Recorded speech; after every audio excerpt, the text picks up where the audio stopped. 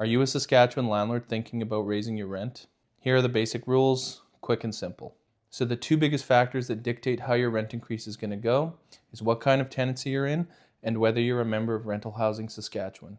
So for fixed term tenancies, you cannot raise the rent within the term unless you pre-wrote it in the tenancy agreement and you specified the exact amount and the exact date that the rent increase comes into effect.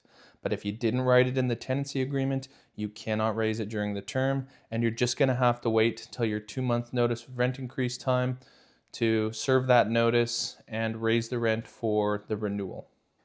So for periodic tenancies, which are month to month and week to week, where you're not a member of Rental Housing Saskatchewan, the easy way to remember it is 18-12-12. So you can't raise the rent within the first 18 months. You must give 12 months notice, and you can only raise rent every 12 months. For periodic tenancies where you are a member of Rental Housing Saskatchewan, your rule is going to be 12-6-6. You can't raise rent within the first 12 months. You must give 6 months notice, and you can only raise the rent every 6 months.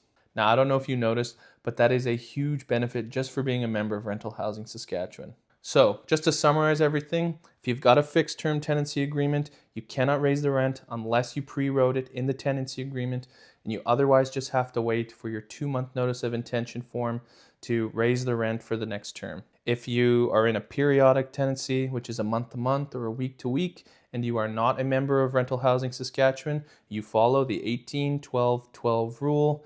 If you are in a periodic tenancy and you are a member of Rental Housing Saskatchewan, your rule is 12-6-6. A month is a full rental month, which starts on the day that rent is due, and it ends the day before rent is due again.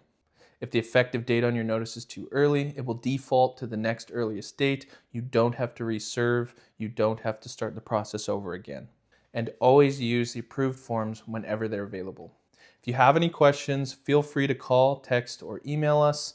We're happy to be a resource to anybody renting in Saskatchewan, whether you work with us or not. And if you're one of our clients, don't worry, because we're already doing this for you. I'm Zachary Case with Companion Property Management in Prince Albert and Saskatoon.